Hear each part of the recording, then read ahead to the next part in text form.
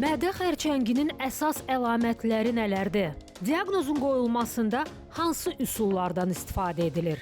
Xəstəliyin müalicəsinə nə kimi faktorlar müsbət təsir edir? Ege Hospitalın onkoloqu doktor Pərvanə Rüstəmova danışacaq. Limfa düyünlərini zədələdiyi zaman biz erkən mərhələdən uzaqlaşmış oluruq.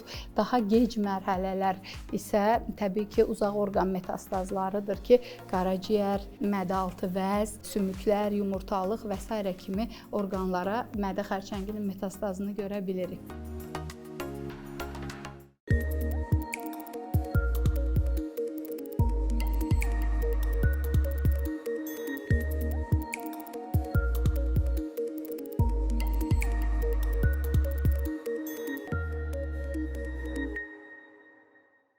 İllərlə Türkiyədə çalışmış və təhsil almış uzman cərrah, mama ginekoloq Aynurə Nəcəfəliyeva artıq Bakıda fəaliyyət göstərir. Hər evdən körpə səsi gəlsin deyərək sonsuzluğun təkrarlanan inkişafdan qalmaları və müalicəsini aparır. Başqa ölkədə qazandığı təcrübəsi ilə ən çətin sayılan sonsuzluqları öz üzərinə götürərək bir çox ailəyə sevinç gətirib. Aynurə xanım qiymət baxımından da sizləri düşünərək dərman daxil 2800 manat endirim kampaniyası ilə davam etdirir. Ginekoloq eyni zamanda riskli hamiləliklərin təqibi, təbii doğuş, qeysəriyyə və bütün ginekoloji əməliyyatlar, sallanma və sidik qaçırma, vaginoplastika, miyoma, polip, kista, polikstoz və başqa əməliyyatları da həyata keçirir. Aynurə xanımın peşəkarlıq fərqi əməliyyatları qapalı, vaginal, laparoskopik olaraq icra etməsidir. Ünvan Bakı Ege Hospital, əlaqə nömrəsi 050 970 97 49. Hər vaxtınız xeyir olsun əziz tamaşaçılar. Mən doktor Dilbər Rahim. Səhhətimizin bugünkü buraxılışından hər birinizi salamlayıram. Verilişimizə Ege Hospitalının Reproduktiv Təbabət Mərkəzinin baş sponsorluğunda baxırsınız. Əziz tamaşaçılarımız, ekrana yaxın əyləşin, çayınızı, kofenizi hazır eləyin. Bugün çox aktual bir mövzudan danışacağıq və istərdim ilk öncə qonağımız sizlər üçün təqdim eləyim. Bizim bugünkü qonağımız Ege Hospitalının onkoloqu Pərvanə Rüstəmovadır. Necəsiz doktor? Təşəkkür edirəm, çox sağ olun. İstərdim mövzumuzu açıq eləyim. Mədə xərçəngindən danışacağıq bugün. Mədə xərçəngi nə zaman, yəni bir xəstəliyin mədə xərçəngi deyirik? İlk başda bundan danışaq, daha sonra isə xırdalayarıq mövzunu. Həqiqətən bu onkologiyada danışılması ən çətin mövzulardan biridir. Mədə bildiyimiz kimi həzm traktında boşluqlu bir orqandır və daxili boşluq səthi geniş olduğuna görə mədənin ümumi belə deyə bilərik, mədənin selikli qişasından inkişaf edən və mədə hüceyrələrinə bənzəməyən anormal hüceyrələr toplusu mədə xərçənginin inkişafına təkan verir. Nəticədə selikli qişadan inkişaf etmiş bir törəmələrdir. Bu törəmələr ya diffuz olaraq divar boyunca yayılacaqlar, ya da ki boşluğa qabararaq o şəkildə artış göstərəcəklər və xəstənin şanssızlığı onda olacaq ki, diffuz şəkildə böyüdüyü zaman biz bunu daha gec mərhələdə aşkar edəcəyik və bunlar daha aqressiv şiş qrupu olacaqlar. Mənfəzə boşluğa böyüdükləri zaman isə orada boşluq məsafəsi o qədər genişdir ki, biz onu yenə də erkən mərhələdə tapma şansını əldən vermiş olacağıq. Yəni mədə xərçəngindən danışarkən bu iki dezavantaj əleyhimizə olan faktordur. İkinci bir səbəb isə mədə xərçənginin simptomlarının digər bütün əksər xəstəliklər simptomları ilə çox bənzər və çaşdırıcı olmasıdır ki, çox spesifik bir simptomu olmadığına görə biz bir şəxsə mədə xərçəngindən şübhələnmək üçün yəni çox diqqətli olmalıyıq və o şəxs özünə qarşı daha diqqətli olmalıdır. Onda keçək risk faktorlarına. Kimlər risk qrupundadır, kimlər yox? Bunu da açıqlayaq. Mədə xərçənginin hal-hazırda digər xərçəng növlərinin əksəriyyəti kimi təəssüf ki, birbaşa yaradıcı faktoru, səbəbi bizə bəlli deyil. Amma ümumilikdə burada həm genetik, həm irsi, həm də ki, ətraf mühit faktorları birlikdə hesablanaraq, yəni bir risk qrupunda olan şəxslər belirlənir. Özəlliklə ailəsində mədə xərçəngi olmuş şəxslər risk qrupu hesab edilirlər. Genetik mutasiyaya məruz qalma ehtimalı ehtimalı olan şəxslər və bəzi irsi ailəvi polipoz xəstəliyi olan şəxslərdə mədə xərçəngi riski yüksəkdir. Həmçinin müəyyən bir aqressiv genetik mutasiyalar var. Məsələn, burada Lef-Raumeniş sindromu, Linç sindromu və s. bu kimi genetik digər mutasiyalarla bərabər mədə xərçənginə də səbəb olan belə bir dəyişikliklər olan şəxslərdə mədə xərçəngi daha çox görünə bilər. Bizim təsir edə bildiyimiz əsasən mədə xərçənginə səbəb olan faktorlardan bəslənmə vərdişlərimizin, qidalanma faktorunun rolunu biz özümüz orqanizmimizdə hara qoyuruqsa, o da o qədər bizi xərçəngə aparır. Yəni biz davamlı tüstüyə verilmiş, hisə verilmiş, konserv edilmiş bu şəkildə qidalanarıqsa, acı, duzlu, çox sərt qidalarla qidalanarıqsa, bu birbaşa travma faktoru kimi mədə xərçənginə səbəb olmuş ola bilər. Digər bir araşdırmalar göstərir ki, bütün mədə xərçəngi şəxslərin 50-60%-də Helicobacter pylori pozitivliyi var və bütün Helicobacter pylori pozitiv olan şəxslərin isə 2-5% mədə xərçəngi ilə nəticədə xəstələnir. Yəni heç də az bir faiz deyil əslində qalsa. Təbii ki, yəni biz hadisəyə hardan baxacağıq? Doğru bəslənəcəyik. Vaxtında əgər bir bakteriya varsa, onun aradan qaldırılması üçün doğru və ardıcıl müalicəni edəcəyik. Təbii ki, genetik mutasiyamız varsa və irsi meylimiz varsa isə sadəcə zamanında və rutin standart daha intensiv müayinələrlə, yəni mədə xərçəngi olduğumuzu ən azından tez bilib, vaxtında müdaxilə ilə bu dəfə həyatımızı xilas edəcəyik. Çünki bizim qida alışqanlığından başqa digər faktorları dəyişmək kimi bugünkü tibbin imkanları məhduddur. Özəlliklə alkoqol və siqaretin birlikdə qəbulu da mədə xərçəngi riskini artırır. Bunu da vurğulamaq istəyirəm. Az öncə qeyd elədiniz siz özünüz ki, simptomatikası digər xəstəliklərlə çox qarışdırılır və s. İstərdim mədə xərçəngini bir mərhələlərə bölək, sonra da o mərhələlərdə biraz daha geniş şəkildə həm simptomatikasını, həm də diaqnostika metodlarını o şəkildə irdələyək.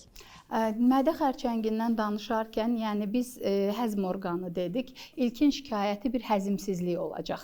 Yəni həzmsizlik xəstələrdə bir köp, qarında diskomfort şikayəti kimi olacaq və idarə edilə bilməyən, yəni sən normal bəslənirsən, amma yenə də çəkin itirilir. İdarə edilməyən və ya istənməyən, arzu olunmayan kilo itkisi, yəni arıqlamalar da mədə xərçənginin bir əlaməti kimi özünü göstərir. Mədədə böyük törəmələr olarsa, davamlı qan itirmələr, onların qanaması nəticəsində həm nəcis rənginin tündləşməsi bir ciddi siqnaldır. Eyni zamanda xəstədə davamlı anemiyanın izlənməsi, bu da bir simptomdur. Onu qeyd edim ki, əksər hallarda bizə mədə xərçəngi diaqnozu məhz dərin və adi müalicələrlə idarə oluna bilməyən anemiyanın araşdırılmasından sonra bu diaqnozu aşkar olunmuş şəxslər gəlir. Eyni zamanda qarında ağrı, diskomfort hissi ola bilər və mədə xərçənginin metastaz verdiyi orqana uyğun əlavə şikayətlər ortaya çıxa bilər. Məsələn, qaraciyərə metastaz verdiyi zaman qaraciyərin zədələnmə həcmindən asılı olaraq xəstədə sarılıq inkişaf edə bilər. Sarılığı biz dəri rənginin dəyişməsi, skleranın göz ağlı qişada olan rəng dəyişikliyi şəklində də görmüş ola bilərik və yaxud da ki, nəcisin və sidiyin də rənginin dəyişməyi böyük ölçülü qaraciyər zədələnməsi olan xəstələrdə görünəcək. Həmçinin mədə xərçənginin sümük metastazları var ki, bu halda isə daha çox sümük ağrıları ilə xəstə bizə müraciət edəcək. Eyni zamanda yumurtalıqlara metastaz vermiş mədə xərçəngi xəstələrimiz var ki, onlar da bəzən təsadüfən heç ağıllarına gəlmir. Bir qarın boşluq ultrasəs müayinəsi zamanı yumurtalıqda böyük iri ölçülü törəmələr görülür və onlar araşdırılarkən ilkin ocağın mədədə bir xərçəng olduğu ortaya çıxır. Yəni ona görə də mədə xərçəngi həm çox geniş şaxəli, həm say olaraq da kifayət qədər çox yayılmış bir xəstəlikdir.